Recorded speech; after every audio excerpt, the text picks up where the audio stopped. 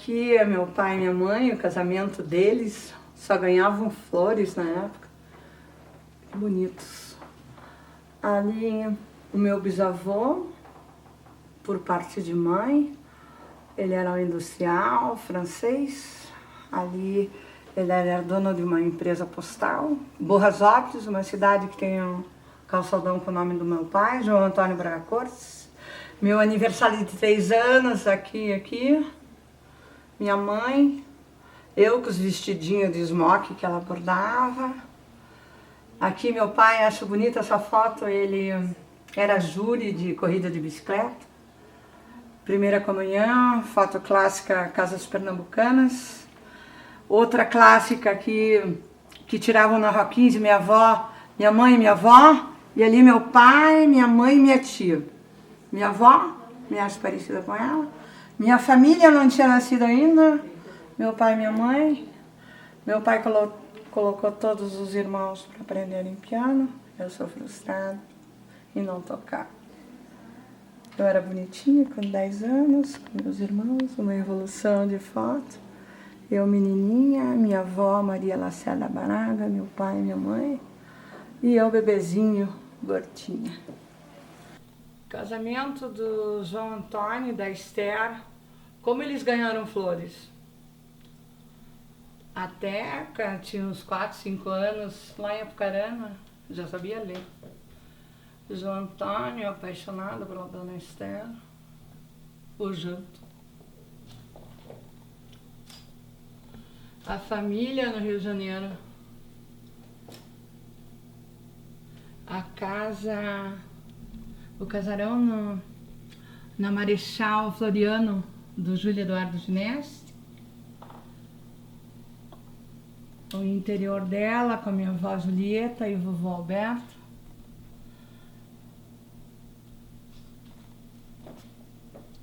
A tia Nena, o vovô Alberto e a vovó Julieta. A Teca.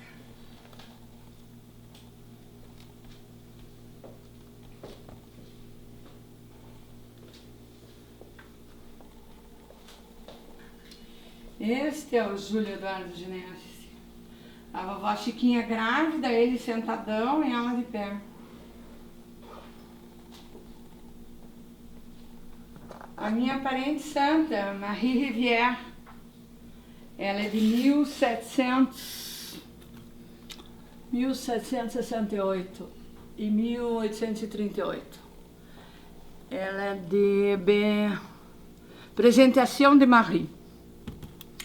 Essa é a tia Nena e a vovó Chiquinha.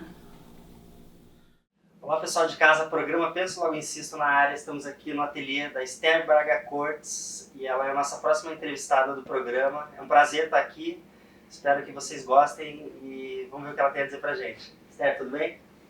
Tudo, só que meu nome artístico é Teca Braga Cortes. Me corrija, eu falei Esther Braga Cortes. Desculpa. É Esther Maria, Esther era minha mãe. Entendi. Posso chamar de Teca? Teca, então. Tá. Para os íntimos. Ok. Estamos aqui com a Teca, no ateliê dela, e é um prazer estar aqui. A Teca é referência nas artes visuais, ela trabalha com gravura e a longa data. Teca, quantos anos você trabalha com arte? Ai, desde o meu primeiro contato foi no Centro de Criatividade, nos 77, 78, por aí. Você tem formação, Teca? Sim, minha formação é da Escola de Belas Artes.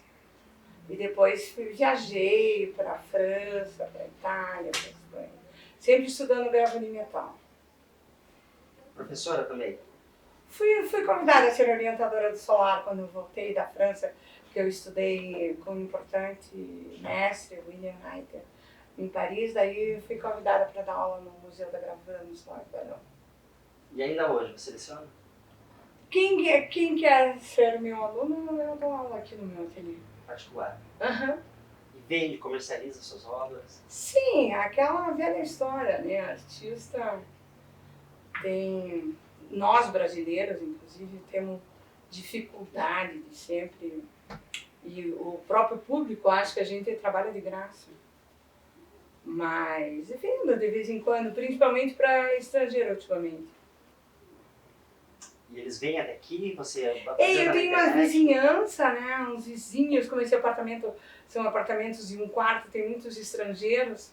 E eles me apresentam, tem um italiano que mora na cobertura, me apresentou vários estrangeiros e essas pessoas têm comprado ultimamente e levado para fora, inclusive. Isso é legal, e tem o teu trabalho exposto em outras partes do mundo e tem o reconhecimento. Isso, eu senti que eles assimilam muito mais fácil o meu trabalho do que qualquer pessoa daqui de Curitiba. Teca, atualmente o termo propósito está muito em alta, algumas palavras estão em alta, tipo dinâmica, propósito, e pensando em voga o propósito, o resultado, o teu trabalho quer atingir você, qual o propósito? Pois é, eu estou muito intimista aqui, mais ainda agora que eu fiz o meu ateliê junto com o meu apartamento. A entrevista que eu estou lhe dando é justamente com o propósito de divulgar o meu trabalho, não adianta ficar fazendo, enchendo as gavetas de gravura. Sim, o programa tem como propósito estar homenageando artistas incentivadores de cultura dentro do estado do Paraná que tenham pelo menos 30 anos de profissão e que estejam ainda na ativa, para poder ter esse contato, mostrar o que ela está produzindo atualmente e explorar um pouco o lado pessoal, ver o que a pessoa tem a dizer, porque vocês são referência para uma gama de universidades, para pessoas que estão estudando e querem seguir o caminho de vocês. Na nossa equipe do programa temos 3 ou 4 alunos de artes visuais e esse set marca um divisor, porque a gente vai abrir no segundo quadro a presença de uma nova geração, colocamos. A diretora de arte do programa também foi aluna graduanda da FAP de artes visuais, também mexe com pintura, com arte, com comércio de arte. E vamos proporcionar esse encontro de gerações. Você, que já está estabelecida, já é reconhecida até internacionalmente, com essa nova geração que está vindo agora. Exatamente. A ideia é vocês nos filmarem, até a Sandrine está aqui presente, e a gente quer que vocês nos coloquem justamente na mídia, nessa mídia que vocês sabem manusear muito melhor do que a gente, que já jogaram um videogame. Sim. A gente vive uma era de tecnologia e onde está fora desse âmbito de redes sociais, você fica outsider do mercado. Exatamente. Né? E a tendência é que isso só aumente nos próximos anos. Essa é a ideia. Esther, é um prazer estar aqui. Espero que você tenha gostado da nossa visita, que esteja Isso, apreciando. meu ateliê tem bastante luz. Muito lindo. Eu queria chamar a Teca para chegar mais perto. Pode ser? Sim, a gente vai trazer ela já no segundo bloco. Temos uma surpresa aqui para a Teca Braga Cortes. Trouxemos a Teca Sandrini, elas são parentes, são primas, trabalham com arte a longa data e só engrandece o programa e para a gente é uma honra estar junto dessas meninas aí que são referência nas artes visuais do estado do Paraná. E tem mais algumas perguntas só para a gente pular para o próximo quadro. O teu trabalho, desde as primeiras origens, apresentou uma influência de algum pintor, de alguma época, alguma escola determinada em fase das artes visuais? E se sim, quais são? Quem foram esses grandes mestres que são referência na tua obra? Na verdade, a primeira pessoa, o primeiro artista que eu pensei quando eu entrei na Escola de Belas Artes foi Picasso, que para mim era, né, aquele modernismo me instigava. Hoje já não acho dos artistas inclusive como ser humano, dos melhores artistas, mas foi o que me inspirou. Mas hoje não, hoje a gente tem uma influência, talvez do Haidt, por eu gostar tanto do Burio, mas não tenho. Estudei com a Uiara Bartira, que me influenciou bastante na gravura, ela que fez a minha cabeça da gravura em metal, que é o meu forte. Eu também pinto, tenho a minha pintura, mas o meu forte mesmo é a gravura em metal. Sim. Teca, como você vê, qual é a sua participação dentro do quadro de artistas de Curitiba? E se você puder traçar um breve panorama dentro dessa colocação e da sua participação. Olha, sinceramente eu sou alienada, eu não consigo participar de nada. Por isso é bem importante esse diálogo com vocês, porque eu estou aqui Estou aqui jogada para as traças.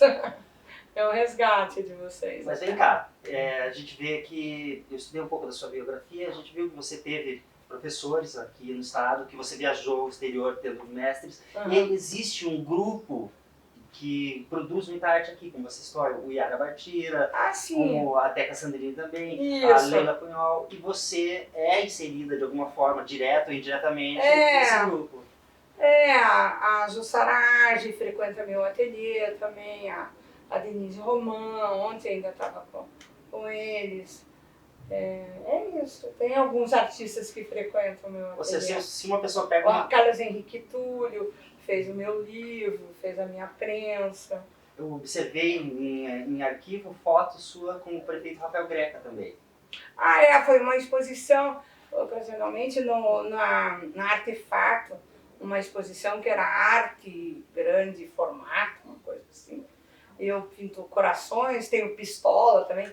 Fui criticada com a minha pistola, que agora está em voga da arma, mas a minha pistola não tem nada a ver com violência, justo ao contrário. Eu não consigo matar um mosquito. A minha arma é justamente para falar ao contrário disso, né? Eu tenho, se você filmasse alguns quadros ali embalados num estaleiro de quadro, eu tenho uns caras. Essa fotografia que está ali, depois você pode fotografar, tá? Você viu que está ali a mostra, é um coração gigante, é um coração preto, que me inspirou esse coração preto, que foi justamente. A pistola é em função do coração. O coração preto me inspirou no dia da violência dos aviões nas Torres Gêmeas. Depois que veio um coração vermelho, um coração dourado. Mas o que me inspirou foi justamente a violência, o coração foi o coração preto, se você ver. Sim. Pessoal, a gente viu essa obra dela no livro que ela está lançando, a gente já vai mostrar no próximo bloco. E vamos voltar nesse assunto já já. É um prazer, Teca, estar aqui. Teca, pode chamar de Teca? Deve. O meu é com K, depois vocês falam com a Teca com C. Teca. Aliás, eu não sei se a Teca é com C ou é a Estela Sandrini. Eu sou com C. Mas você é a Estela Sandrini? Sou Estela Carmen. Então, pessoal de casa, estamos aqui com a Esther Maria Braga Cortes e a prima dela, que é a Estela Sandrini. As duas são Tecas. A Teca Cortes, Braga Cortes, e a Teca Sandrini. E o programa, logo insisto, volta já no segundo bloco. E tem muita coisa para mostrar aqui, galera. Aguenta aí. Oi? Galera de casa, estamos aqui no ateliê da Esther Maria Braga Cortes e com a Estela Sandrini. As duas são Tecas. A Teca com K, a Teca com C. Para quem não conhece, a Teca Sandrini é ex-diretora do Museu do Olho, o MON, também é artista visual, pintora, é conhecida, ícone e referência aqui nas artes visuais, as duas, e é um prazer para a gente estar aqui e reunir essas duas. Já reuniram vocês duas para fazer uma reportagem? Ainda não. Ainda não. A primeira vez, e com muita honra. E como é a relação de vocês duas, enfim, troca de figura, trabalhos conjuntos, enfim? Além de ser familiar, né, que eu te conheço desde nenê, porque minha mãe era tua madrinha, eu conheço o trabalho da Teca com uma admiração muito grande, porque ela tem um trabalho como gravadora de uma força que só a gravura pode mostrar essa força, e a continuidade do trabalho dela, que é um trabalho muito interessante. E eu, desde que comecei a trabalhar com arte, por ela ser Braga, eu também, sempre nos confundiram. E eu sempre com muita honra. E eu digo, não, eu não sou a Teca Sandrini, eu sou a Teca Braga Cortes. Sabe? Então sempre isso vive acontecendo até hoje. Me ligam aqui para casa perguntando de jantares e não sei o que, é a Teca Sandrini. Nossos bisavós eram irmãos. É uma relação sanguínea também, não é só a família de bisavó arte. dela é Maria e meu bisavô era Antônio. Não, minha avó era Maria. A tua avó era Maria E o teu avô era Antônio, eram primos. Os bisavós que eram irmãos. Meninas, a gente tem vocês como referência pelo tempo de profissão, pelo quanto vocês já trabalharam e demonstraram, expuseram seus trabalhos na cidade. E a Teca Sandrini é reconhecida também como incentivadora de cultura. pelo fato de ser diretora do MON e estar promovendo, conduzindo, avaliando, fazendo curadoria com diversos artistas e, de certa forma, impulsionando a arte deles, trazendo a arte dos artistas para o contato com o público. E isso é muito gratificante, ter pessoas que façam essa ponte, esse intermédio entre a arte, o artista e o público. Então a gente chama os grandes incentivadores de cultura. Eu agradeço, né, para você, porque eu acho que isso daí é um objetivo que sempre esteve em pauta, né? Se eu conseguisse ser uma ponte em vez de ser um muro, eu posso dizer que com 75 anos eu me sinto realizada. Eu acho que ser ponte é a coisa mais importante que existe hoje, do que colocar muros. E eu trago, através do programa, como eu já disse, o intuito do programa é homenageando esses grandes artistas que a gente vê como referência, incentivadores de cultura, e agradecendo por tantos artistas que conseguiram algum espaço, se promoveram, ganharam algum dinheiro, foram notados através dos ensinamentos, das exposições, da curadoria, do incentivo de vocês, entende? E vocês a gente vê como uma geração consolidada dentro das artes. A gente faz uma pré-pesquisa biográfica e tem o pessoal da nova geração, esse pessoal que está se formando agora, na graduação, que trabalha às vezes longe das academias, mas de forma independente, e a gente convidou para esse bate-papo com vocês uma formanda de graduação de artes visuais da FAP, também é integrante do programa na parte de artes visuais, que é a Lisa Stort, e vamos chamar ela aqui para sentar com vocês e ter esse papo agradável com a gente. Pode ser? Lisa, seja bem-vinda. Muito obrigada pelo convite. É um prazer. Uma honra. Oi, Lisa. Ter vocês aqui. E estar com vocês, participar desse momento. Muito legal. Pessoal de casa aí, ó, estamos na mesa com as meninas representantes das artes, o pessoal da velha guarda, da grande geração, da geração de ouro, e o pessoal que está chegando agora, sendo representado pela Lisa. E vamos conversar, que está bem bacana esse bate-papo aqui, de cultura. Lisa, te passo a palavra, por favor. Bom, eu queria começar citando o Ferreira Goulart, que ele diz que a arte é um sopro na matéria. Vocês concordam com isso? Eu acho que, além de sopro na matéria, né, eu acho que a arte é uma compulsão para tudo. Ela, além da matéria e do objeto que ela trabalha, ela hoje, sempre foi também, né, um dos grandes momentos, uma das grandes expressões do ser humano. Sim, eu também concordo com isso, né? E você, Teca? É a necessidade, né, que daí você transforma em objeto. Ele traz que é o espírito, né? É o sopro do espírito na matéria. Então, a arte também ela consegue ligar a gente de alguma forma a um outro lugar, a se colocar tanto num lugar que transcende um pouco a essa coisa da matéria, apesar de usar a matéria visual para se conectar. Nós é que achamos que a matéria não tem a ver com o espiritual, mas e na verdade das artes eu acho a música mais próxima do espírito. Do espírito, né? Uhum. Eu sinto. Como disse o Ferreira Goulart, o sopro do espírito na matéria, é a expressão artística. A gente entrevistou um tempo atrás o Hélio Leitz, que é um miniaturista, contador de histórias. Lá piano também. É um um grande artista, e ele disse que toda alma pede expressão. É o mesmo menino que está pichando o muro, é a menina que está no quarto desenhando, pintando na sua primeira tela. São técnicas, são expressões diferentes, mas é a alma daquele ser buscando um espaço no mundo, se identificar e deixar uma marca, a expressão. E é interessante a gente poder contrapor esses pensamentos das pessoas que vêm passado pelo programa.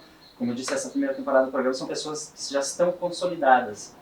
E a gente é referência, elas dão as dicas do caminho para quem vem depois e quer seguir na carreira artística. Enfim, não é fácil. Eu uso sempre uma frase no meu trabalho, em alguns catálogos eu coloquei, que é: a arte seria preencher os cantos da alma com a beleza emprestada, seja de quem for, de qualquer artista. quando você necessita alguma coisa que ela possa preencher os vazios ainda não significado, ela preenche. Então, seria a resposta para o Teixeira Goulart. Tem uma parafraseando. Inesgotável. É. Tem uma grande frase bastante conhecida, não vou lembrar quem é o autor, mas que diz que arte porque a vida não basta. E acho que conversa, dialoga diretamente com o que você diz, de preencher aqueles pequenos espaços vazios do espírito, do corpo, utilizando matéria. E daí E pra universal. frente. Sim. Perguntando para as duas, né? Existe uma obra, um ícone, um clássico mundial que vocês gostariam de ter participado, ter pintado, uma referência de uma pintura? Você fala, cara, aquilo, eu gostaria de ter feito aquilo. Aquilo ficou marcado. Eu sei que são inúmeras as possibilidades, mas alguma coisa que vocês gostariam de trazer dentro dos clássicos da arte mundial. É tanta gente É boa. uma gama muito grande, mas eu vou colocar um que seria o que está acontecendo comigo agora. É o Tanner. Porque o Tanner pinta como se estivesse sempre dentro de uma nuvem. E, então hoje seria o Tanner o meu grande ídolo. Tanner. E você, Esther? O Tanner tem essa coisa do brilho, né? Do brilho, da luz, do momento. E os impressionistas devem ter se inspirado nele também, né? E ele era o único, né? Ele é o que teve único. coragem. Um brilho, uma luz. Não, o meu é pincelada do Van Gogh. O Van Gogh para mim é fascinante. Não? Assim, na pintura, na gravura são tantos. Mas tem alguma arte específica? Alguma obra? Alguma obra? A que mais me impressionou de tudo que eu vi, do que eu viajei, foi a Pietà. E as duas obras que me impressionaram foram do Miguel Ângelo. Uhum. Não, a Pietà do Miguel Ângelo também, né? E o Davi, do Miguel Ângelo. O Davi, quando eu vi o Davi, me deu um arrepio, assim, me deu um arrepio na canela. E você vê, eles são ícones, né? A Pietà também, eu tive uma compreensão do mundo quando eu vi aquele Cristo no colo da Madonna. E a Mona Lisa também fiquei impressionada. O Leonardo também me impressionou com a Mona Lisa, apesar de estar lá já dentro daquele vidro. A primeira vez que eu vi, ela ainda não estava no vidro. Mas as duas, três vezes que eu a vi, ela é impressionante. Realmente, não é gratuito esses trabalhos. Aí tem vários, né, que te surpreendem. A gente visitou alguns museus, né, da Europa. Esse você teve a oportunidade porque você foi estudar fora também. Fui. De ter um Era meu contato. sonho. A minha avó falava francês com a minha mãe, e que eu tenho essa ascendência, meu bisavô era francês, e daí eu pus na cabeça que eu queria ir para a França e fui atrás. Eu tenho até uma parente santa. Sabia que eu tenho uma parente santa francesa? E A gente tem louco, pensando. Você sempre tem tudo. Mas eu tenho uma parente também, santa. E eu fui atrás dessa família, fui conhecer inclusive o convento. Ela foi ver aqui em casa. E eu fui atrás desses parentes na França, e dali eu fui para Paris, trabalhei com o Reiter, né? E fui depois para a Itália. O Reiter morreu. Fui estudar na Escola Internacional de Grafo da Itália. Depois, mais recente, em 2006, eu fui num ateliê em Sevilha, na Espanha. Esther, pegando um link com essa tua experiência artística internacional, como você vê a valorização da arte na Europa e a maneira de ensino e produção artística lá em relação ao Brasil? Não tem comparação. Por exemplo, eu fui na Escola de Belas Artes de Nancy. Mas o Brasil, inclusive, o Brasil é muito respeitado artisticamente. Eles sabem que nós que vamos dar a resposta para o futuro. Eu fui muito valorizada em toda a Europa, em toda a Europa. No ateliê, quando eu cheguei em Nancy, com a minha pastinha de gravura, que eu trabalhei com a Yara, a minha professora disse, mas o teu trabalho, a gente vai com aquele mito da Europa. Eu fiz 30 anos lá, de idade. A minha professora disse, mas o teu trabalho é melhor que o meu. Você vai com aquele mito da Europa. Tá. Daí fui estudar com o Heider, ele também, eu sentia que ele gostava do meu trabalho. Aprendi buril, aprendi a técnica de trabalhar com a cor, numa placa só, etc. Tá. Aí, daí fui para a escola de gráfica em Veneza. A professora queria que eu desse aula lá. Quando eu fui para agora, mais recente, que eu falei, em Sevilha, o meu professor, a esposa dele ficou com ciúme que meu professor disse que queria que eu fosse impressora dele. Por causa da nossa espontaneidade, da nossa criatividade, dessa força que nós temos, dessa potencialidade toda que é o Brasil, e só nós não sabemos, né? Politicamente, essa riqueza que somos e essa pobreza que vivemos, quando você viaja, isso é nítido, porque você é muito mais brasileiro lá. Então, essa força a gente sente. Teca, você, na tua experiência, o que você observou nesse desenvolvimento do Brasil em relação à produção artística internacional e os contatos que você teve com as diferentes obras? Eu tive uma vivência muito grande, porque eu morei 2 anos e meio na Argentina, né? E trabalhei num ateliê de um escultor, que o nome dele era Juan Carlos Laborde, que me ensinou muitas técnicas de escultura. Eu não trabalhava com pintura. E depois, mais tarde, eu fui para os Estados Unidos, fiquei 1 ano e meio nos Estados Unidos, trabalhando no Maryland Institute, que é a primeira escola de artes dos Estados Unidos, onde eu fiz monoprint, gravura e pintura. Eu não tinha tido contato com a pintura ainda, eu trabalhava mais com a gravura e com a escultura.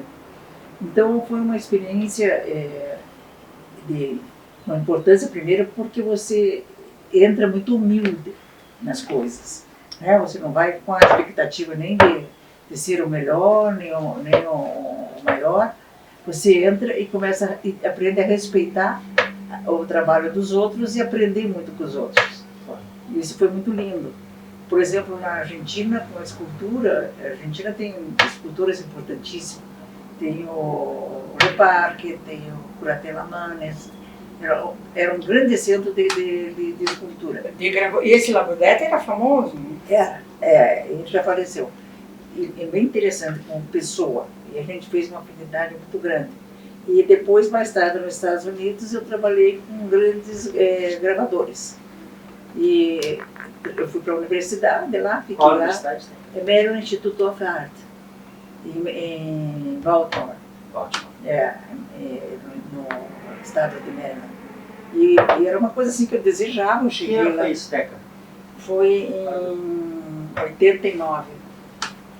Fiquei 2 anos quase lá. E vocês sentiam diferença, assim, por ser mulher, por estar inserida no campo da arte? Vocês sentiram alguma diferença nesse sentido, de gênero, por ser mulher, se sentiram diferenciada? No trabalho de vocês nunca teve isso? Nunca foi sempre aceito? Eu acho que a mulher no campo das artes, ela sempre foi muito respeitada, na minha geração. Eu tive sorte, eu vou dizer, tive sorte porque foi a primeira geração que começou a trabalhar, só tinha aqui no Paraná, aí da Hannibal, né? A Violeta, eram poucas as mulheres. E então eu era convidada muito para os grupos de artistas, até a Kassab, que frequentou o Centro de Criatividade, eu era a única mulher no Centro de Criatividade. O Centro de Criatividade foi uma proposta nos anos 73, e foi uma proposta tão contemporânea que não deu certo naquela época. Deu certo em partes, porque ainda tem um ateliê de escultura, que era a proposta, era o seguinte, o artista ser residente. Você tinha um ateliê, eu tinha meu ateliê lá dentro e trabalhava com escultura e ensinava escultura para o pessoal. Eu era a única mulher. As outras mulheres que vieram para trabalhar com as crianças e eu com adultos. Eu te juro que eu nunca senti isso. Pelo contrário, eles me tratavam muito bem. Tem uma coisa que eu acho interessante nisso tudo. Também nunca quis me igualar ou competir com eles. Eu era um deles, sabe? Não houve uma competição. Por ser mulher, eu queria mostrar isso. Meu trabalho, sim, eu falo sobre a mulher. Eu falei muito sobre essa mulher. Isso, na escola também tinha muita mulher. Na escola de Belas Artes tinha mais mulheres do que homens na época. As artes plásticas visuais são... Mas não que houvesse essa... Nem se comentava. Não, era muito livre. Meninas, não existe um preconceito, uma opressão vindo por diferença de gêneros nesse não se comentava isso. Eu ouvi uma entrevista da Oyara Bartira comentando sobre gênero, e ela dizia que na época que ela começou não se pintava, mulher não se podia pintar nu. E isso criava um estranhamento, assim. Acho que é mais antigo isso, não é do nosso tempo. É mais antigo. Não, ela é da época da Teca. Não, eu era 10 anos depois que eu tenho. Gênero. Questão de gênero, eu entrei na escola com 15 anos, com uma aluna do Viaro. A primeira figura que eu aprendi foi nu. Eu vi você falando. Foi assim, um susto pra mim. E aí eu quis contrapor com isso, porque eu vi nesse sentido. Eu não acho. Eu acho que eu fui a primeira professora da aula de nu também. Na escola. Então o nu, pra nós, era uma coisa normal, não tinha... Porque ainda hoje na academia, eu fiz, né, concluindo o curso de artes visuais, tem essa questão do nu, do desenho nu. Algumas pessoas, a gente, numa academia, numa faculdade de arte, tem gente de todas as religiões, todos os credos e todas as questões. E ainda é um impacto, assim, a gente fazer a aula do desenho nu. A gente vai ter aula de desenho nu. Eu lembro que foi uma... E para a arte, a gente aprende também no decorrer que o nu é a forma mais pura de se expressar, né? De você estar livre de tudo, de todas as vestimentas que uma sociedade te impõe. Então, é isso, assim, a gente trabalhar com essa questão de perceber essa questão de que vai evoluindo, e nós fomos evoluindo com essa questão, mas ainda hoje ainda tem uma resistência nesse Eu tive sorte de ser aluna do Viaro. Eu contei, né, naquela entrevista, que o primeiro nu que eu tinha, o Viaro trazia as prostitutas para serem modelo. Teca Saberini. É justamente isso que me ocorreu agora, aquela questão do imaginário popular. No quintal nu, existiam as pessoas ali viva, real, ali nu, para você com a tela aqui de lado, tá copiando? Sim, era assim. Era assim. Eu tinha 16 anos, eu conto na entrevista, no meu livro também eu conto, que eu entrei meu pai já estava doente, meu pai morreu cedo, era jornalista, era muito amigo do Viara, do Debona, do Freisleb. E ele disse assim, para eu ir estudar arte, porque eu não era muito tempo de estudar. E daí eu fui, eu subi onde o Viaro dava aula de nu. Daí eu chego lá, tinha uma moça moça morena, né? Naquela época a gente usava a palavra mulata, hoje a gente politicamente não deve usar, mas agora saiu. E daí ela estava posando e eu levei um susto muito grande, porque nunca tinha visto mulher assim. Minha mãe não ficava nua, mas entre nós ficávamos, então, 4 mulheres. E eu desenhei, eu tenho uma pintura daquela época, e eu saí muito mal da aula. Isso no primeiro dia. No segundo dia eu não estava nem aí. Mas a gente era menininha de colégio de freira, né? A gente freira, imagina. Aqueles de freira que só tinha menina no colégio. Mas o nu não... É interessante porque isso é uma coisa nova agora, essa discussão do nu, porque era tão comum, tão banal falar sobre o nu. Eu tinha nu em casa, eu tinha uma moça que precisava de emprego, e eu disse, então vamos fazer o seguinte, eu te pago, você fica posando aqui em casa. E ela ia lá em casa e posava, porque eu precisava treinar um pouco o desenho, mas não era nada de especial. Eu acho que a grande dificuldade hoje não é o sexo que as pessoas têm, é a dificuldade do gênero, que elas ainda não conseguem discutir sobre isso. Sim, parece uma disputa, né? Ela falou tudo. Meninas, o poeta Paul Valéry certa vez afirmou, a questão não é ser artista, a questão é poder ser-lo. Nesse caso, vocês concordam? Sim. Claro que não, poder ser. Eu acho que é poder ser. Não tem como deixar de ser. Porque o Paul Valéry era casado com a Gala.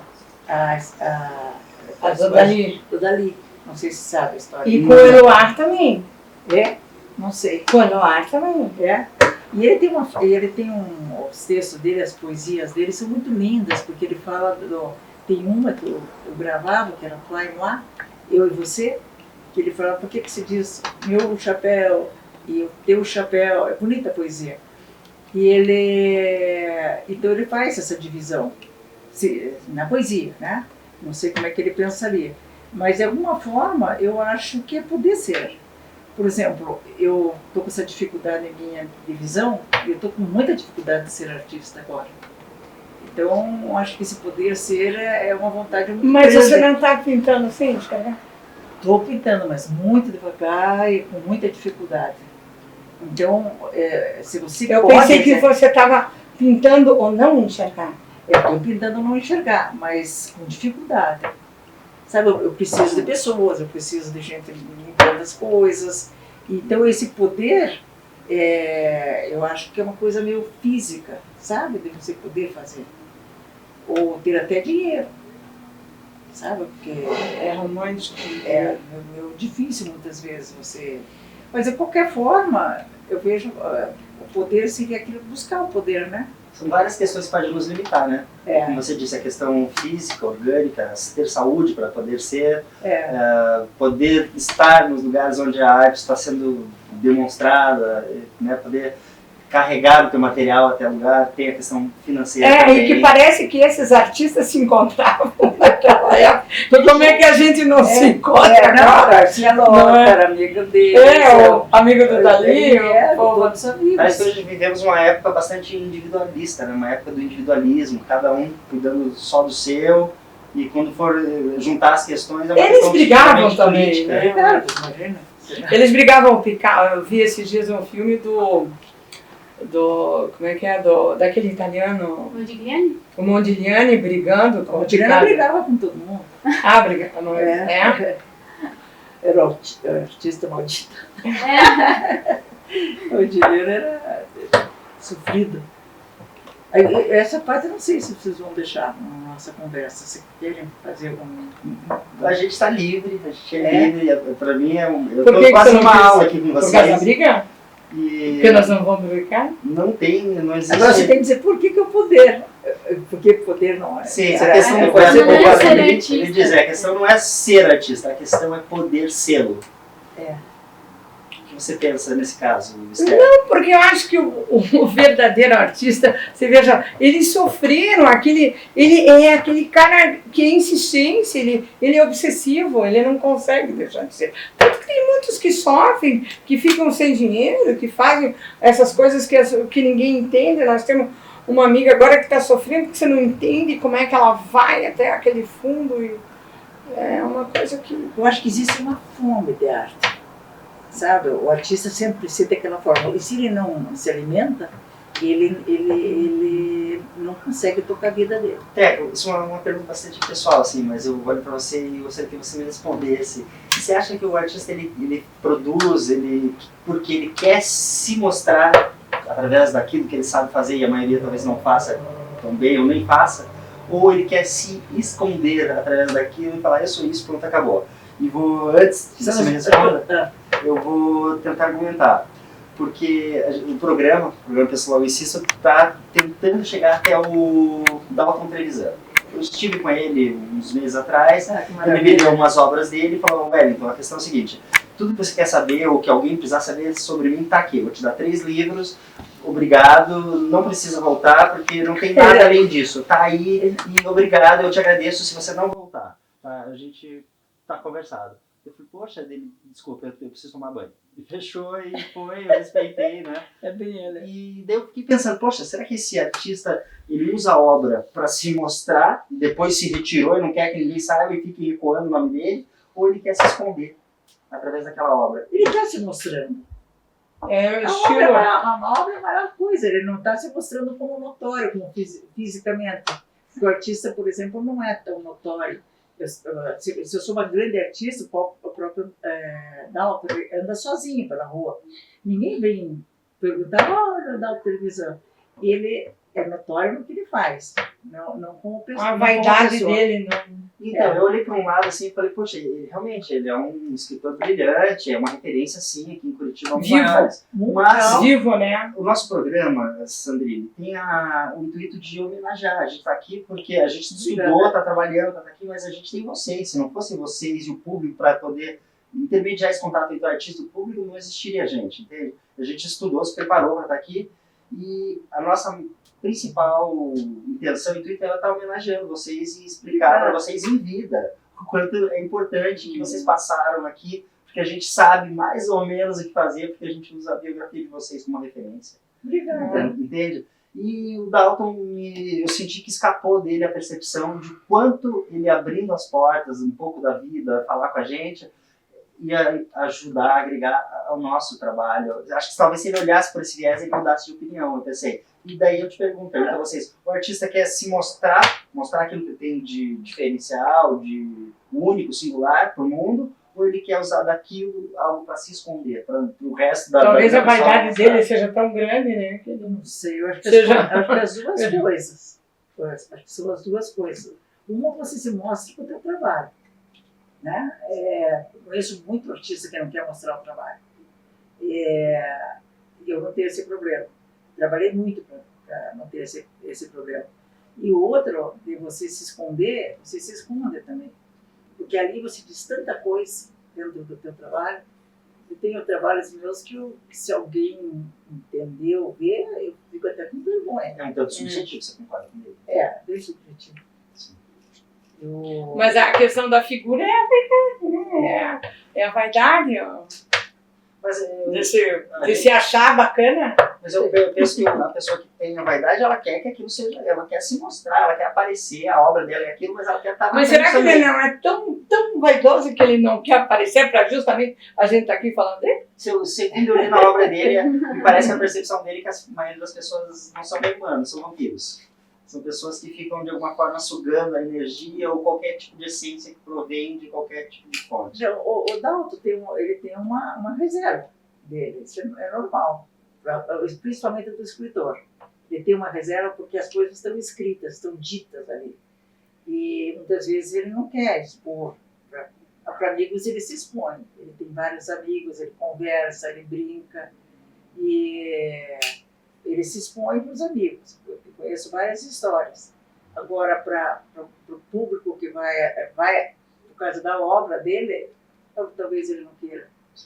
É compreensível, só resta a gente É o estilo de compreender cada um, e o estilo de aceitar, cada né? um. Vocês acham que a arte tem um poder transformador, que ela transforma a vida? A pessoa pode usar a arte, por exemplo, para autocura, por exemplo? Sim, eu acho que sim. E mais que isso, né? Eu Isso é vejo, usado tranquilamente por psiquiatra, né? eu acho o seguinte, que pelo menos ela transforma a pessoa que está fazendo, já é uma grande coisa. Melhora, né? Melhora.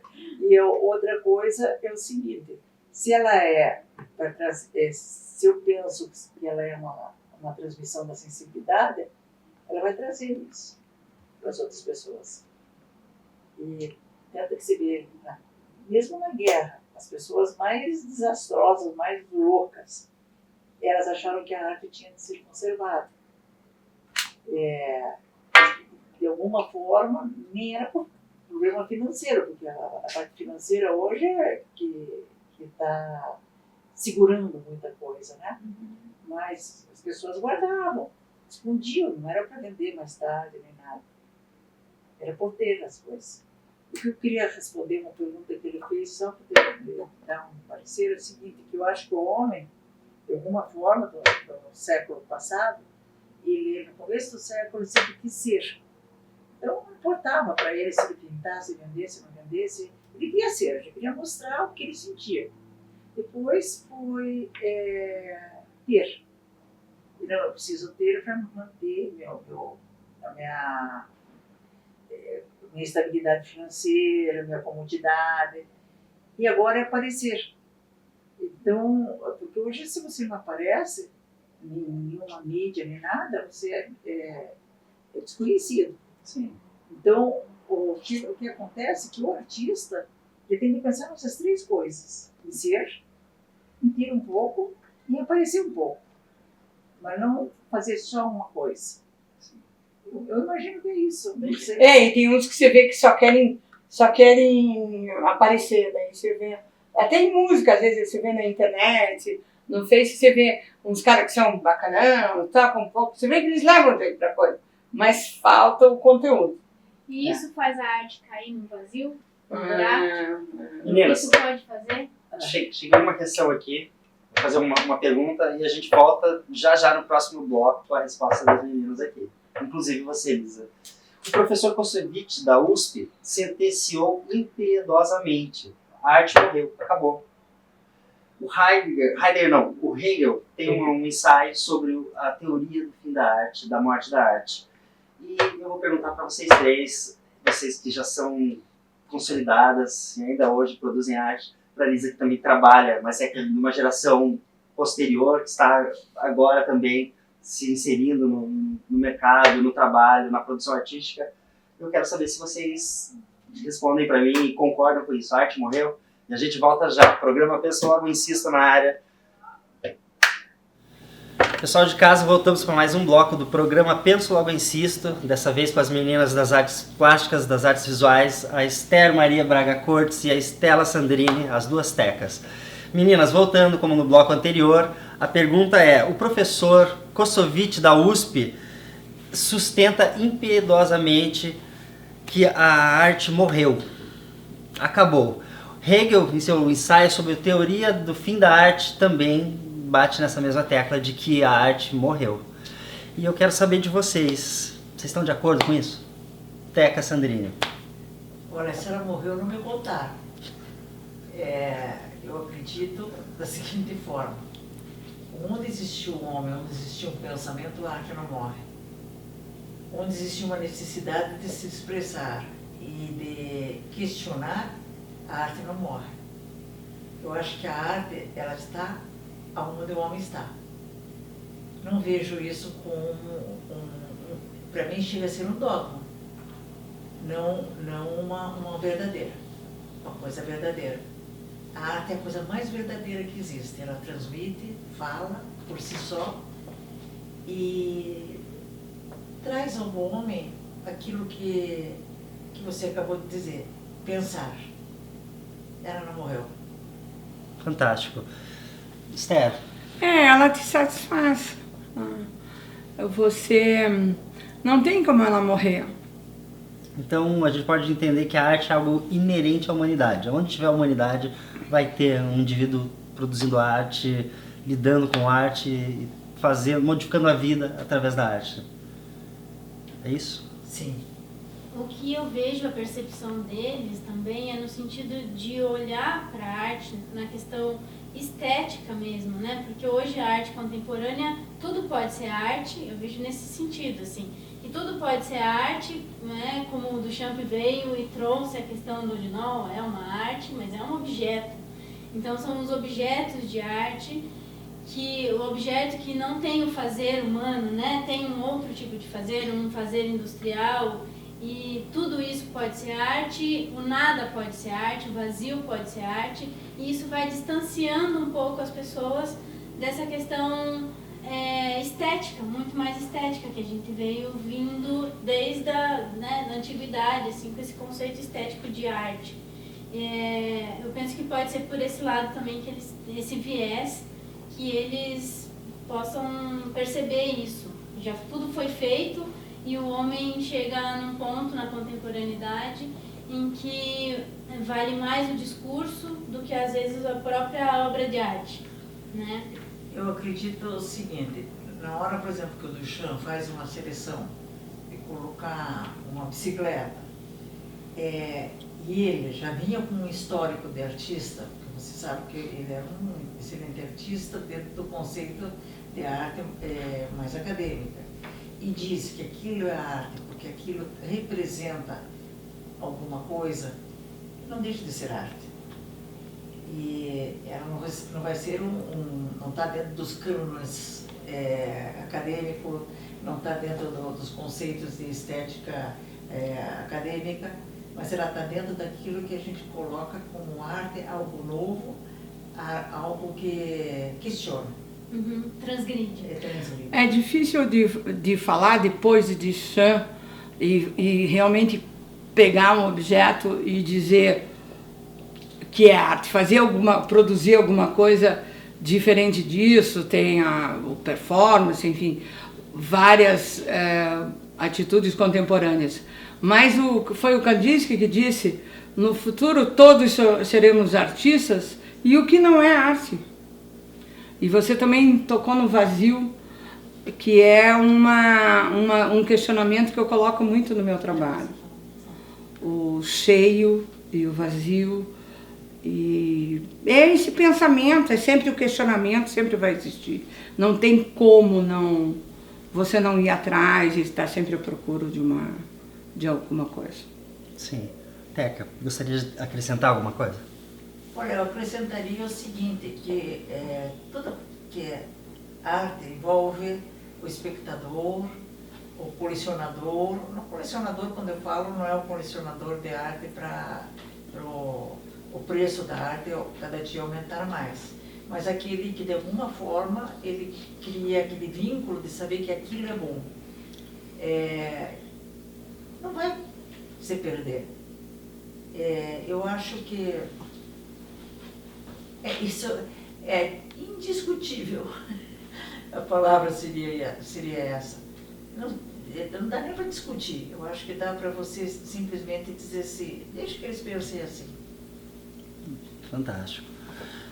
A questão da arte também, eu percebo que tem muito a ver, uma ligação muito forte com a parte de espiritualidade e também de sexualidade. E como vocês, na visão de mulheres, expressam ou fazem essa leitura? Para mim é muito presente. Adolescente, com 25 anos, eu me considerava ainda adolescente, instintivamente saía formas eróticas e eu me questionava muito e lia muito Reich e me preocupava com essa questão erótica, porque é o teu instinto mais forte que temos e que tem tudo a ver com a sexualidade, o espírito. Sim. É por aí. Eu não sei responder direito essa pergunta. Eu acho que a sexualidade é muito hormônio, né? Muito física. Você tem a parte hormonal que é muito forte, então você tem uma percepção dentro da mesma linguagem, da mesma época, né?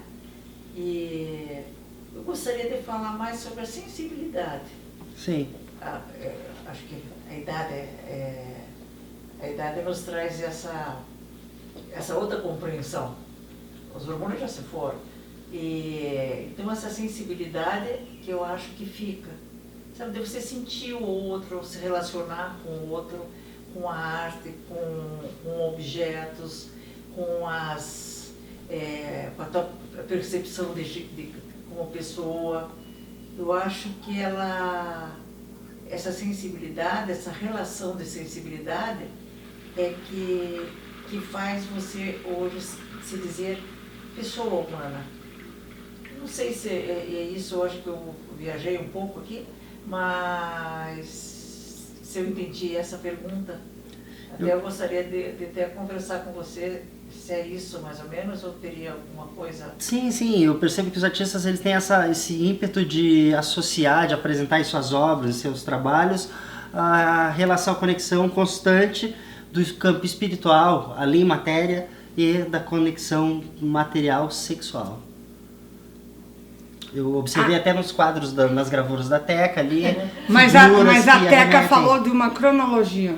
Sim. Ela falou de uma outra época e eu falei da minha época, dessa preocupação, mas ela falou dela. Sim. Eu acho que ela falou dela. Eu pude entender que você se colocou em diversos períodos da tua própria vida, trazendo a sua leitura como sendo metamorfoseada com o passar dos anos. Você se sentia de uma forma e hoje é completamente o sentido é outro. Isso. O meu filho, uma vez, eu fiz uma exposição, ele disse assim, mãe, eu não sabia que você era tão erótica. Eu disse assim, eu não sei se eu era ou não era, mas era isso aí. Essas gordinhas que estão aí, essas gravuras, se vocês depois puderem mostrar Todos duas nós. gravuras que eu tenho, as gordinhas são muito sensuais. Eu tenho uma série de... Eu, quando era jovem, podia ter descoberto isso antes. Eu tenho umas gravuras que são bem eróticas. E principalmente tem uma série de gravuras sobre o amor, onde eu misturo, por exemplo, o homem e a mulher. Uma hora ele está vestido de mulher, outra hora ele está vestido de homem. Deu polêmica nisso. E olha que moderno hoje. E ela contemporâneo. criou uma questão. Eu nem percebi que tinha feito aquilo, sabe? Era tão bom falar, por exemplo, os dois estão costurados. O que a gente discutia na época, respondendo aquela pergunta que vocês fizeram agora da preocupação feminina, de ser feminista, digamos, a gente tinha uma descoberta de que o homem tinha um lado feminino e que nós tínhamos um lado masculino. Essa era a nossa descoberta. E era esse respeito que eu acho que a Teca colocou aquele momento. Eu nem vi que fiz várias. Mas assim. eu digo, existia essa descoberta, né, do yin e yang, dessa coisa oriental, já tinha uma descoberta oriental, né? Eu lembro que eu gostava da caligrafia, existia essa outra, o Oriente que a gente, e o Oriente tem essa discussão da busca do equilíbrio, do feminino e masculino. Eu lembro que a gente tinha essa discussão a minha geração é anos 80. Teve uma época que eu costurava um no outro, eu desenhava um costurado no outro. Sabe? Era forte aquilo. E depois as coisas vão mudando. Por exemplo, eu não penso como eu pensava. Eu sei o que eu pensava, mas não sinto o que eu pensava. E hoje, por exemplo, para mim a maior preocupação é de dizer o que eu vejo, né? Quer dizer, se isso é espiritual ou não é espiritual, é uma pergunta que eu me faço todos os dias. Eu não sei o que é espiritual, o que pode ser. A Teca falou uma coisa importante que eu acho, não sei se é só a arte que nos ensina, o processo da gravura, o processo de você. Ela te ensina a questão da vida, que o importante é o processo. E você sempre, é como a obra de arte, você perguntou da arte, é como a tua próxima obra, sempre você vai evoluir. O que ela falou te fez, você já fez, aquilo fez parte, você não nega. A gente faz porcaria, tem coisa que você joga no lixo, faz muita porcaria para às vezes fazer alguma coisa boa, mas esse processo que é importante. Mas você sempre vai ter um resultado novo e um resultado bom, e por isso que a arte não morre, porque sempre vai ter uma coisa melhor. E a arte possibilita também essa questão de falar de temas como... eu acho que tem o tempo certo, igual você trouxe na sua cronologia. Eu já falei sobre isso, sobre erotismo lá atrás. Hoje eu estou vendo outra coisa na minha obra. E ela te proporciona, enquanto artista, experimentar. Te dá essa liberdade para experimentar, falar do erotismo, e transgredir. Eu acho que a arte, ela tá aí... transgressão. Ela tá aí para você, ser humano, enquanto pessoa que quiser se expressar de alguma forma, a arte está ali justamente para isso, para que você experimente. Né? Pessoal, agora eu vou passar a bola para a Lisa, que ela tem algumas perguntas também. Depois eu queria fazer uma pergunta para você. Por favor. O que é que você, quando você fala sobre o espiritual, que seria isso que eu... Olha, talvez eu não alcance. Eu penso que em vida o espiritual é conectado à nossa alma, aquele sentir que a gente vai carregar depois. Mas quando eu me refiro ao espiritual, é além matéria, é como a vida continua, ou como a vida já estava lá, e nós estamos aqui, acho que existe uma divisão, né, do campo material e o espiritual, e nesse sentir em matéria, nós somos corpos físicos, mas existe um campo, penso eu, muito maior espiritual ao redor, para frente, para trás, no futuro, no passado, eu não sei, mas eu sei que ele é presente, eu sinto, e é dessa divisão que eu me refiro. É interessante porque esse é um assunto que para mim agora é muito forte. Eu sempre brinquei que quando a gente era jovem, a gente era religioso, eu era religiosa. Depois deixei de ser, fiquei existencialista. E hoje que eu preciso disso, eu estou buscando essa parte espiritual. E eu gostaria muito que isso tivesse assim constante no dia de hoje. Não sei se você teria alguma coisa também para perguntar, não sei. Em relação à espiritualidade, pois é um processo. Eu me reconheço em você também, porque eu já fui cristã, tive, né? E através da arte, a arte eu também fiquei existencialista, né? Mas eu acho que vai chegar um momento em que a gente tem que se reconectar com o nosso interior, com tudo aquilo que a gente fez. E a arte também é um caminho porque ela é um momento de conexão com a gente mesmo. E eu acho que se tem um Deus, uma força maior, isso está também dentro da gente, não está fora, né? Isso está dentro da gente. E eu penso assim nesse momento. Se você quiser discursar, falar sobre alguma coisa, perguntas, você pode fazer. É que a Teca teve uma perda muito grande ultimamente. Acho que talvez seja essa a busca, não é? A idade. Sim. A 75 anos você começa a dizer, e agora? Onde é o fim, onde é o começo? Tem depois. E agora? O que tem depois? E isso é uma questão da humanidade, é uma circunstância que vem para todos e ninguém escapa, né? E eu particularmente, não sei se cabe dizer, mas eu penso que a vida me parece meio curta, 100 anos, para tanta informação, tanta coisa para viver, e a gente não consegue, até por conta das barreiras do sistema, os caminhos que eles impõem para a gente fazer, que acaba tirando a gente daquilo que você passa, se distrai com alguma coisa, que gosta, quer fazer aquilo, mas a vida vai te empurrando. E eu penso que o homem teria que viver talvez 1000 anos, o homem, a mulher, o ser humano, para poder preencher essa boa parte vazia que ele tem de carência de informações, de conhecimento. E acho que a arte também é uma maneira de trazer informações para pessoas que não acessaram aquilo ou expor novos pontos de vistas que não são aceitos, digamos assim. Ou talvez também, eu penso que a gente faz arte para dizer que a gente passou por esse mundo. Deixar um legado. Sabe, eu deixei um legado, nem que seja para o meu tataraneto um dia dizer, isso aqui parece que foi minha tataravó.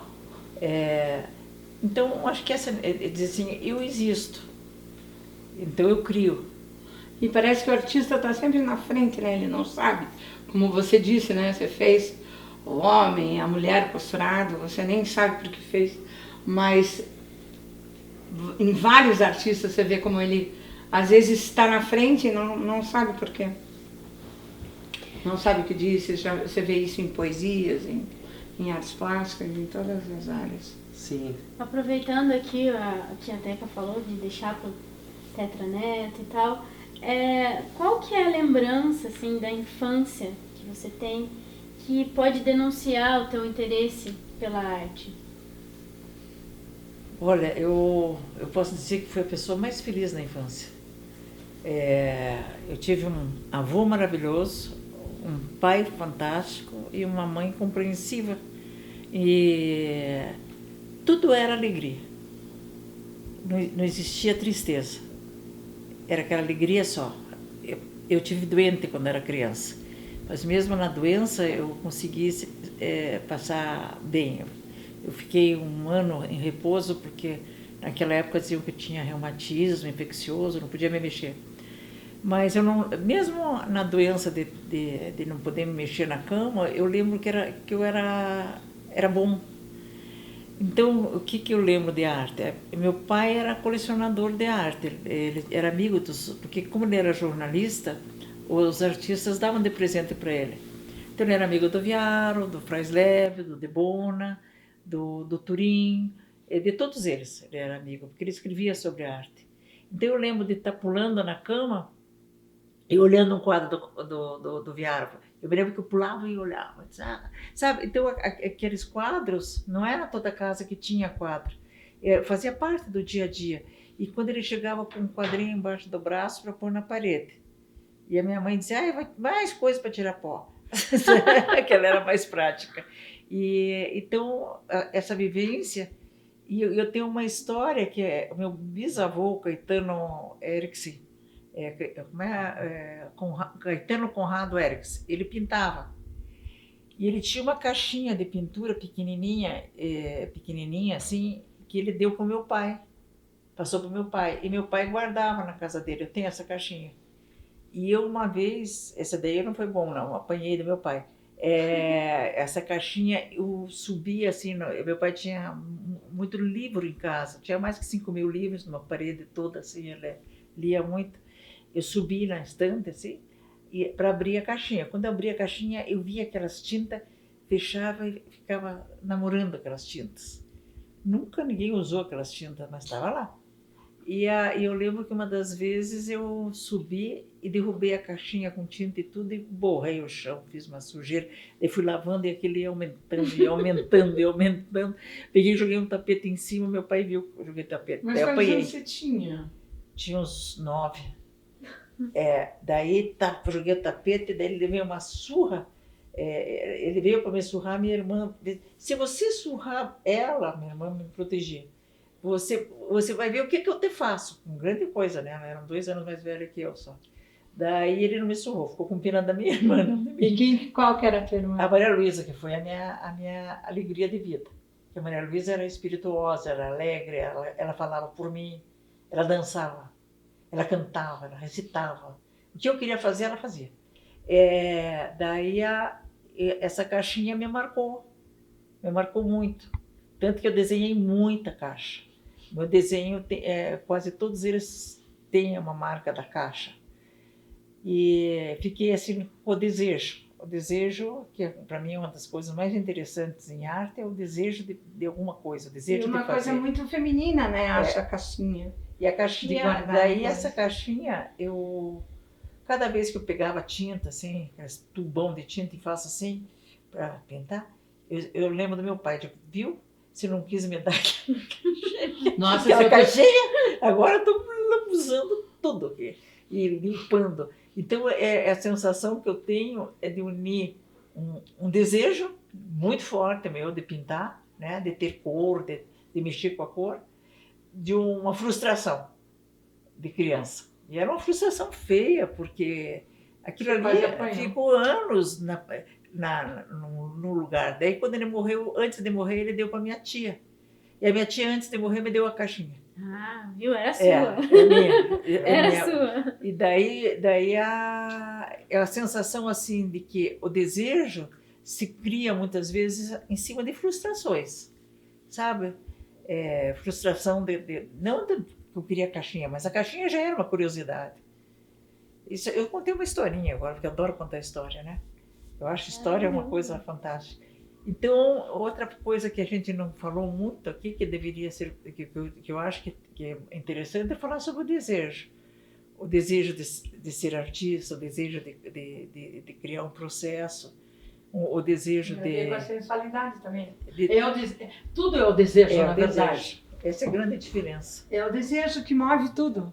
Não sei se é isso, Tom, que você queria saber. Sim, o desejo que move tudo. Na verdade, a Lisa queria buscar na reminiscência das memórias aquela memória mais antiga que te faz ligar com quem você se tornou agora, entende? O meu objeto foi a caixinha. Então, ela tem a caixinha, eu tenho o meu desenho. Tem o seu desenho? Tem o meu primeiro tem- desenho? Não. Primeiro desenho montado. Que legal! Tá aqui. Quero ver. Eu devia ter uns 4, 5 anos de idade. Esther, mostra aqui pro pessoal de casa. Que legal. Ah, Eu era que bem amor. pequenininha. Tá aqui a letra do meu pai, Eu Apucarana. gostaria de dizer que o pai dela era uma pessoa amada por todos. O Janto. O João Antônio, Pessoal. Fale dele, eu sou, como é suspeita. Quando ele ficou doente, ele era a prima da minha mãe. Nós morávamos nessa mesma rua aqui, na Júlia da Costa. Eu lembro da minha mãe fazer bolo de polvilho para trazer para o João Antônio, porque o João Antônio já estava com câncer. Ele tinha um tumor, ele foi operado 5 vezes no cérebro. No cérebro. E ela trazia. E ela falava do João Antônio assim, com uma dedicação, porque eles eram muito unidos. Ele era uma pessoa muito boa, ele foi para Borrasópolis, né? Pucarana. A Pucarana. E lá ele se tornou um grande líder. Foi até candidato. Ele foi deputado, né? E ele era muito respeitado nessa região. Então, ele viveu com esse tumor anos, né? Sim, durante 15 anos. 15 anos. Quase que ele morreu, podia não ter nascido, inclusive. Eu lembro que eu era criança, que eu tinha 7, 8 anos, e a minha mãe contou que era como se fosse uma laranja que tiraram, né? Ele foi para o Rio, não? Foi para o Rio, operou com o Paulo Niemeyer. Paulo Niemeyer, que era o Irmão grande, do Oscar Niemeyer. que era o grande, né? Isso. E todos eles amavam o Janto, É.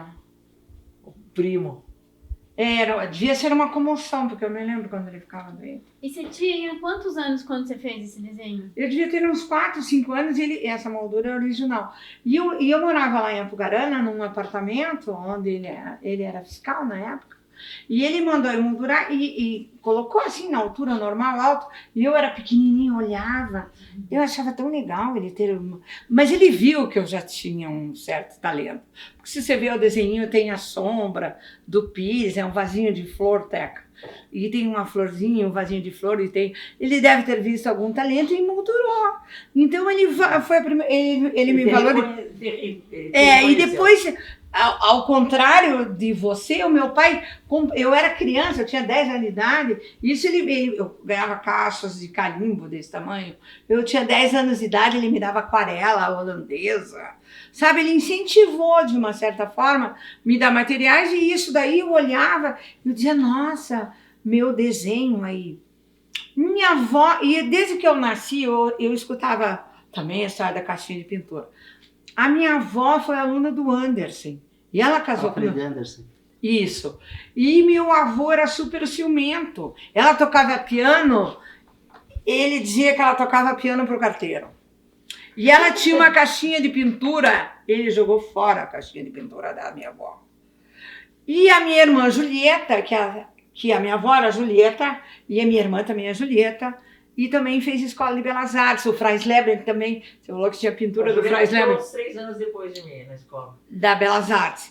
Então o Franz Leber ia de avental. Em casa ela tem um quadro que ela ganhou do Franz Leber. Então eu também sempre convivi com a arte, desde criança. Eu era criança, ela ia para a escola de Belas Artes, eu morava na Praça de Barbosa. Você estudou na Emiliano Perneta, que agora tá abandonada, né? Infelizmente. A escola onde a gente estudou está completamente abandonada e muito triste a gente ver a escola daquele jeito. Pessoal, vou ver aqui com a Lisa se ela tem mais uma pergunta para esse bloco, para a gente poder encerrar e voltar logo mais com mais da Teca Braga Cortes aqui na sequência. Então, Lisa, por favor. A última questão é qual que é a vivência mais diferente assim, que vocês tiveram por ser artista, através da arte, o que a arte proporcionou na vida de vocês? Assim, uma coisa mais diferente, inusitada que vocês viveram através... que você perguntou? Desculpa. Qual a vivência que você tem em relação à arte mais diferente, assim, através do teu trabalho? O que a arte proporcionou para você na tua vida de mais... Uma vivência diferente, assim, uma coisa inusitada que se não fosse a arte... Ou algo que você não... através. ou algo que você conquistou que você não esperava, assim, através da arte. Eu acho que foi ter conhecido o Reiter em Paris, eu nem sabia que ele era tão importante. E ele revolucionou a gravura e eu fui para Nancy, daí a minha mãe dizia, você tá indo, tá aqui, tem que te mandar dinheiro, só podia mandar $500 e não sei o que, você podia comprar um apartamento. Daí a minha irmã dizia, mas você tem que ir para Paris. Daí eu digo, então eu vou para Paris. Aí fui para Paris, perguntei para minha professora com quem eu podia trabalhar lá em Paris e falaram para eu estudar com o Reiter. Eu fui estudar com o Reiter e aí que eu vinha saber que ele era um grande gravador inglês que se radicou morou em Nova York, se radicou em Paris e que revolucionou a gravura com a cor, utilizando só uma placa, porque até então eram várias placas, a gravura clássica tradicional eram cores escuras, e ele me ensinou também a trabalhar o buril, então foi realmente um marco na minha juventude artística. E você, Teca, tem algo assim que você queira trazer pra gente, de que você conquistou através da arte, ou foi através da tua profissão como artista que você viveu aquilo, esteve naquele lugar, conquistou alguma coisa que você queria alcançar, enfim? Eu acho que todas as minhas conquistas foram pela arte. Todas. Eu não tive nenhuma outra forma a não ser ela. Eu morei em vários lugares, né? Então, quando eu chegava e começava a mostrar um trabalho, era respeitado. Mas eu vou contar só um caso, que até é meio engraçado. Quando eu fui para os Estados Unidos, eu fui como companheira do Romo, porque o Romo tinha sido convidada para ir para o John Hopkins como professor convidada no hospital dos mais famosos dos Estados Unidos, né? E eu era a mulher dele, não tinha nada. Mas antes disso, eu trabalhei muito, fiz muita gravura, muito desenho, e pus numa pasta e levei. E a surpresa minha é que cheguei lá, não tinha dinheiro para estudar, não tinha dinheiro para nada, porque a bolsa era muito pequena, era a bolsa do Brasil, e com 2 filhos adolescentes, eu não tinha outro jeito a não ser trabalhar. E para trabalhar eu tinha de ser babysitter, isso eu tinha 45 anos já. Então eu fui ser babysitter de uma menina. E eu passava na frente da faculdade e dizia para a Giovana, que já estava mocinha, estava com 18 anos, né? Ela também era adolescente, tinha saído, ia entrar na faculdade aqui, e dizia: filha, eu quero estudar lá, no Instituto Maryland. Mas mãe, como é que você vai estudar se você não fala inglês? Eu disse: eu vou dar um jeito, não sei, mas eu vou. Daí um dia desci e disse: vão comigo. Ela foi comigo, daí a moça perguntou: o que vocês querem? Eu disse assim: quero um appointment. Daí fizeram uma ficha, mas eu não podia fazer porque eu não falava inglês. Daí eu só dizia: faça no teu nome, Giovana. Era louca da vida, claro, uma filha adolescente morrendo de vergonha da mãe, né? Fez Giovana, não sei o que, telefone. Daí disseram: então nós vamos telefonar para a casa dela para ela vir aqui fazer uma entrevista. Daí telefonaram e eu disse assim: Giovana, te chamaram para você fazer entrevista, mas eu que vou. Daí ela disse: mas mãe, como é que eu vou fazer? Eu digo: eu não sei, eu não falo inglês, você sabe falar melhor que eu. Eu falava aquele macarrônico, né? Daí Aquele que é técnico. Macarrônico? Deve ser meia boca. Daí o meu era yes, no. Daí eu cheguei lá, a moça pegou e disse, a Giovana disse que não era ela, que era eu que tinha de fazer a entrevista. Mas eu levei a pasta de desenho e de gravuras. Gravura toda em buril, imensas as gravuras em buril. E daí ela pegou e disse assim: mas qual é que eu faço? Eu disse assim: não, eu vou apresentar para a diretora internacional. Daí o cara de quem não entendia nada, porque eu não entendia mesmo, e daí abri a pasta e a mulher começou a olhar aquilo lá e começou e eu quieta, disse: o que será que essa mulher quer dizer, né?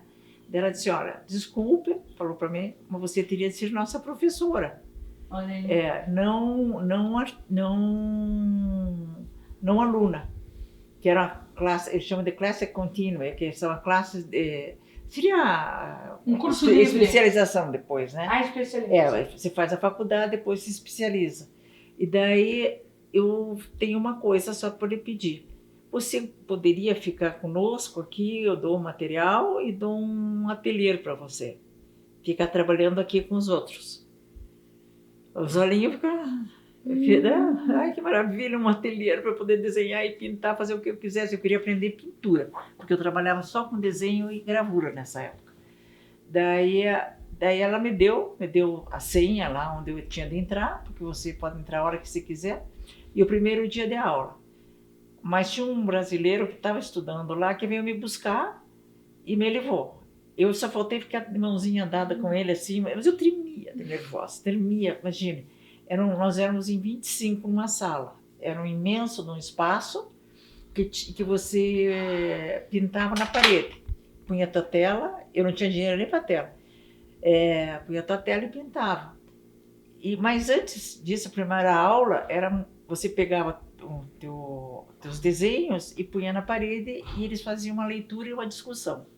E eu fui ficando pro fim, era muito divertido. Porque eu olhava e dizia, mas que porcaria de desenho, de pintura daquele. Eu me lembro que tinha uma menina, eu conto porque essas coisas ficam fantasiosas, ela ia de camisola. Eles eram tudo muito doido, cabelo roxo. E essa ela ia de camisola, que aparecia até o pentelinho dela assim, por baixo, sabe? Então, transparente que era.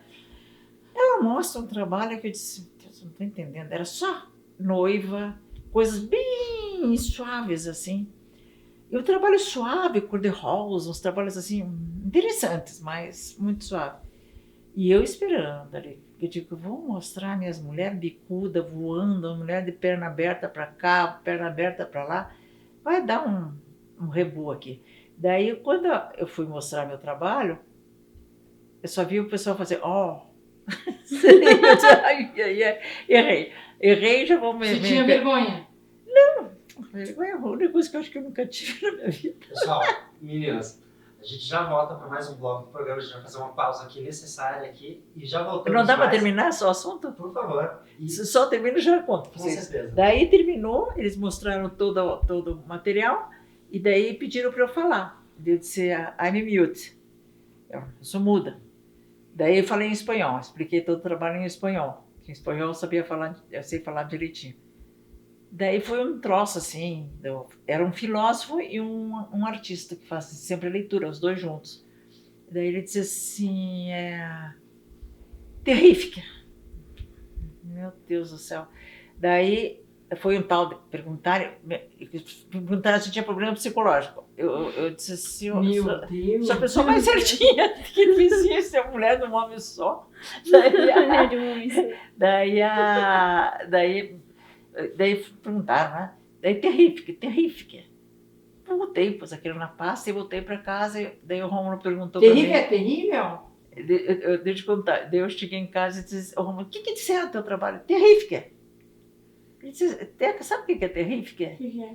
É mais que magnífico. É Maravilhoso. E eu não estou de terrível, meu Deus. E você achando que ele terrível. estava te xingando, falando que estava terrível. Para mim, assim, marcou porque ficou uma história. Ficou uma história de quem não confiava tanto no trabalho. Eu confiava, mas não tanto de estar expondo para 25 pessoas artistas, um filósofo e um artista, e eles chamaram meu trabalho de terrífica. Eles adoraram. Gostaram. Me surpreendeu aqui a palavra também. Gente, fantástico isso. A gente já volta no próximo bloco mais e a Esther no próximo bloco vai falar um pouco pra gente do livro, que ela tem um lançamento de um livro, tem uma figura que ela falou no bloco anterior da arma que gerou uma certa polêmica no meio dos artistas aí, que eles citam, tem um pouco a ver, que arremete ao atual governo, enfim, ela vai explicar isso no próximo bloco, aguardem, temos mais aí com a Teca Braga Cortes. Pode ser, Teca? Com certeza. Vamos junto, pessoal, aguarda a gente no próximo bloco, um abraço. Da gravura em metal, né? A maneira direta que eu uso um buril, uma ponta seca e outros tantos instrumentos, que pode ser um garçom. Aí eu venho aqui, na verdade eu não queria gravar muito, então eu vou gravar aqui. Ó. É uma linha muito pura. Ó. Esse aí é um rebarbo ali, tá vendo? Quem gira é a placa. Não é um instrumento, percebe? E ela, então daí quando você imprime, que você coloca a tinta e tira o excesso da tinta, o resultado dela é uma linha muito pura. É outro instinto. Quando você grava, você faz isso. Você não faz isso. Quando se grava, você faz isso. Você grava, ó. Você rasga. é outra intenção, é outro gesto. O gravador é intenso. Então essa linha, ela vai criar um rebarbo. Ela vai criar uns metaizinhos assim ao lado. Eu fiz um desenho do que eu vou fazer nessa placa. O meu impressor, o Vinícius, passou um verniz mole nessa placa. Né? Essa aqui é a placa. Isso aqui é a cópia disso. Geralmente a placa é mais bonita que a cópia. Outra coisa que eu queria mostrar para vocês, que é uma placa, a mesma placa que eu imprimi em duas cores. Então, isso aqui é uma edição, isso aqui é uma PI, é a prova do impressor. Isso aqui é uma PA, tá? Isso são tintas francesas, Charmadel, geralmente. Esse papel Reinmiller, alemão, papel de puro algodão.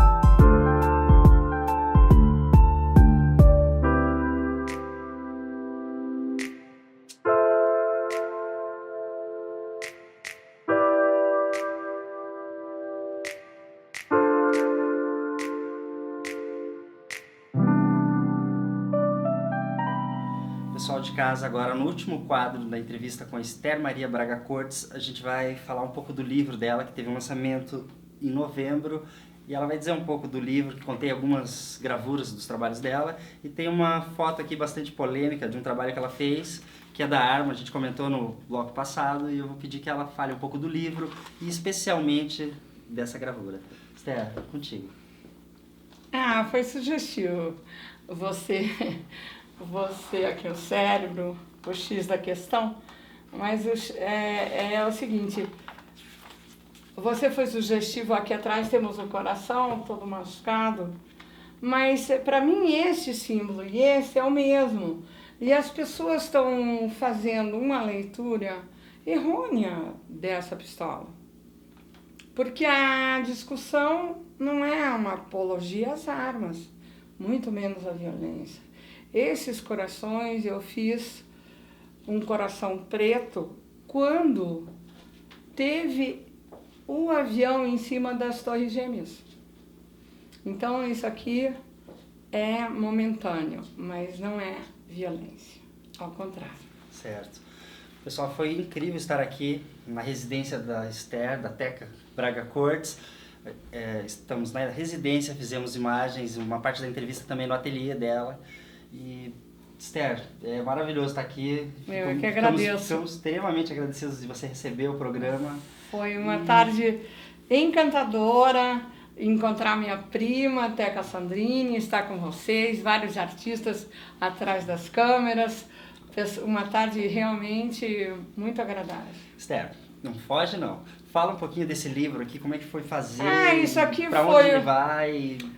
Eu tentei divulgar, ainda tenho, foram 1.500, eu tenho 750 ainda exemplares para distribuir. Quem quiser tiver algum interesse, meu e-mail é a letra T, K de Kaiser, T de Tatu, Kaiser Braga Cortes com S, @gmail.com, e eu envio a quem tiver interesse. É uma amostra das minhas gravuras em metal, não é todo o meu trabalho. Futuramente ainda quero fazer todo o meu trabalho e incluir, inclusive, as minhas pinturas. Sim. Tá? Muito obrigada, vocês fizeram um resumo da minha família, da minha história, e eu estou muito satisfeita da presença de vocês. Certo. Muito obrigada. Até que o programa, primeiramente, como eu disse inúmeras vezes, está aqui para homenagear vocês, artistas que são referência no estado do Paraná. E nós é que temos que agradecer por vocês abrirem as portas, você especialmente receber na sua residência, mostrar o seu trabalho, ser tão gentil e carinhoso com a gente. Esse é o livro, esse livro está à venda? Não, como foi pela lei de incentivo, foi a COPEL, a Secretaria da Cultura, eu estou doando. Tá. Então quem quiser entrar em contato com a Teca, ela passou o e-mail e quiser ter um exemplar do livro, só... Instituições, inclusive, Sim. culturais ou pessoas, quem tiver interesse. Teca, o programa também gosta que o artista homenageado da vez deixe um caminho, uma trilha de pipocas para Joãozinho e Maria um dia chegar onde vocês chegam. Esse todo mundo sabe qual é só ir atrás daquilo que gosta, daquilo que sente, que não tem como, não tem erro. Só essa é a mensagem. Gente, obrigado. Teca, um abraço. Obrigada. Pessoal, foi incrível estar aqui gravando com essa lenda das artes visuais e ter a presença da Teca Sandrini aqui. Foi um momento único. A equipe, eu falando em nome da equipe, a gente está muito satisfeito e só tenho a agradecer aqui essa grande artista excepcional aqui no lugar dela, onde ela produz material. Gente, obrigado. Obrigada. Mua!